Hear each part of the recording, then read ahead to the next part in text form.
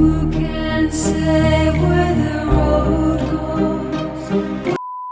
What in the was that? So it was the last episode of season 2 of the L Word, Generation Q. The Q is for quit doing that. It's finally finished and I feel a lot of things about this finale. I do. It's hard to be disappointed with this show when you have such low expectations of it to begin with. Luckily for me, it's 2021 and they couldn't come up with a new storyline for Bette and Tina. Alright. I enjoyed the 5 seconds of Danny and Gigi that we got. I enjoyed those crumbs that were thrown on the floor for me to just lick off, you know, and I will always lick it off. It's just frustrating because this show has so much potential. You know, it has so much potential and they won't let it reach its full potential. They just don't want to do that. They don't. So the finale episode opens up with an intervention happening for Finley and her drinking problem. All I could think about during this scene was the intervention scene from But I'm a Cheerleader, where they all sit Megan down and try to tell her that she might be, probably is, a homosexual. That's all I can think about when I watch any kind of intervention scenes. But my favourite part about this intervention scene was when Finley asked Shane if she had never done anything kind of up in her 20s. Shane has no business lecturing other people about anything, actually. It made me laugh because, yeah, Shane could have used about 50 interventions back in her 20s. Then we move on to Bette and Pippa. It's the morning after. These two are being quite soft and affectionate, which I quite enjoyed it. I like seeing Bette being soft and affectionate. It kind of, you know, it reminds me of why we kind of love her so much. I mean, like, I love watching Bette be messy, but I also love watching her softer side, you know, it balances out all the other it does. Yeah, I just think Bette in the morning is really cute. Anyway, Bette gets a phone call from Tina and Pippa suddenly looks quite kind of apprehensive, a little bit nervous, and she tries to talk to Bette about this, and Bette tells her that she has nothing to worry about with Tina. Yeah. Then Danny and Gigi, they're going to court. I love my courtroom wives. Please give them a kind of Law and Order spin-off where they're lesbian detective wives. There was a British Bake Off joke in the finale as well from Alice and was just amusing to me, probably no one else. Anyway, next thing you know, Bette, Shane and Alice are in a grocery store. They're wandering around trying to kind of find gifts for Tina and Carrie, and Bette starts wandering around with a turkey baster. Classic Bette. Anyway, they're talking. Shane happens to mention to Bette that Carrie is having cold feet about Tina, and if there's a time to win Tina back, it's now. Oh, Shane. There's a little hint in there about what would Bette do if Tina just turned up on her doorstep.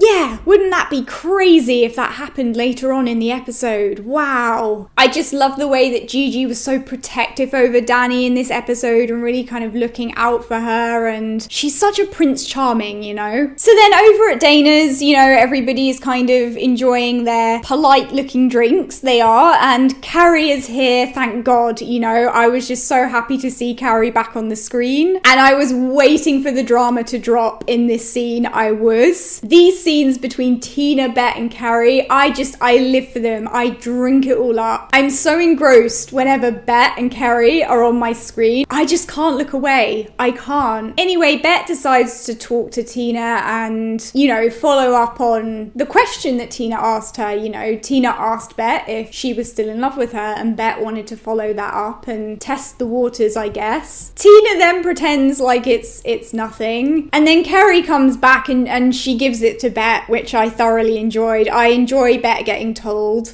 especially by Carrie. I don't know, it was very interesting to me. Carrie is already kind of insecure about the relationship, and that's on her, but Bette is, you know, clearly trying to see if she has an in here, and I can't blame Carrie for being angry. But anyway, everything kind of blows up in Bette's face. Carrie leaves Tina has a go at Bette, Pippa overhears Tina having a go at Bette. Uh-oh. Cut to Finley getting drunk, and there's a bit in this episode where it looks like Finley is about to get hit by a car, or does get hit by a car, And then in the next moment, she's just sat waiting for Sophie. And she agrees then to go to rehab. I didn't really understand what happened there. Maybe it's just me being stupid. What? Then Danny meets Gigi's family and it's so joyful. You can kind of feel the joy in the room. Of course, Gigi's family are all glowing just like she glows. It's such a warm and lovely atmosphere. I wish this episode had spent more time focused on Gigi and Danny and the kind of family dynamics. You know, like I would have liked to have gotten to know some of Gigi's family and seen how they interacted with Danny and with Gigi, and yeah, but who cares about what the audience wants, you know? Definitely not Generation Q. I thought the scene with Bet, Angie and the painting from Marcus was really touching, and I felt like it was one of the more authentic scenes in the episode. We get blessed, we get gifted with some tiny crumbs of affection from Gigi and Danny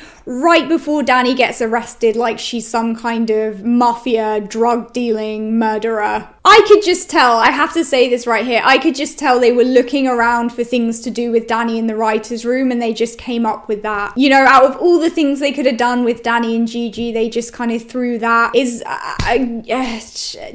Cut to Pippa looking very, very, very beautiful. And just as Bet is about to kind of like head out, Tina turns up at Bet's door. I don't know if that was obvious to any of you guys. I don't know if you guys got any of the hints throughout this episode. Yeah, Tina turns up on her doorstep and asks if she can come in. And that's how the episode ends. I think if I'm going to be really honest with you guys, I just felt like this episode was very anticlimactic. The only time I was really kind of engrossed in what was happening is when Tina, Carrie and Bet were on screen together. And that's because I love the dynamic between Bet and Carrie, and especially when you then chuck Tina into the mix, you know there's some potential for some good drama there. The thing is, I just think the Bet and Tina thing has been dragged out to the point now where it's tired. If we get a season 3, they really need to kind of wrap that situation up ASAP, because I've said to you guys back in the day I was like a huge hardcore T-Bet shipper, and even I'm growing tired with the way that they're treating the situation. It's not necessarily that I've grown tired of them as a couple, it's just I've grown tired of the way that they're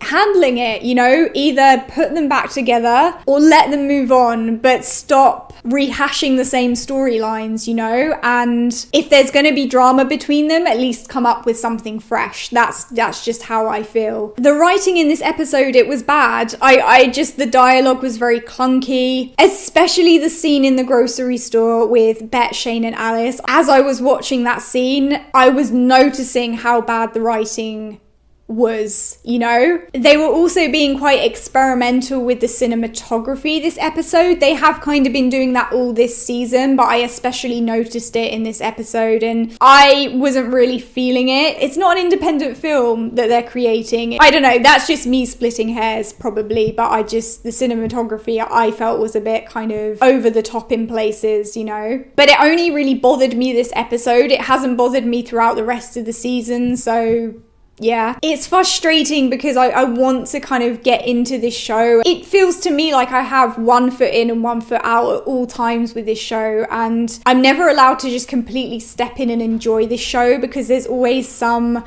issue with the writing or the pacing or the character development, but to the point where it's unenjoyable. But then on the other hand, you have such potential, especially with characters like Gigi and Danny, even with Bet and Tina and Carrie, there's huge potential. I didn't hate it, but yeah, it was very anticlimactic, and that's not what a finale should be. You know, a finale should be everything coming to a boil, and it just felt very disjointed, and the pacing was off, and the dialogue was really bad. Yeah.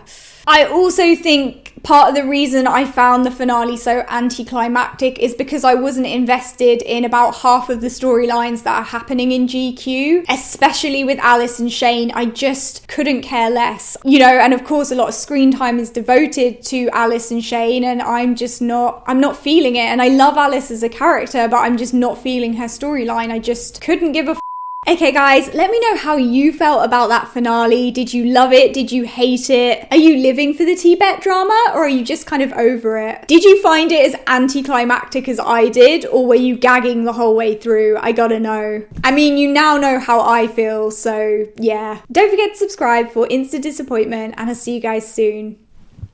Bye!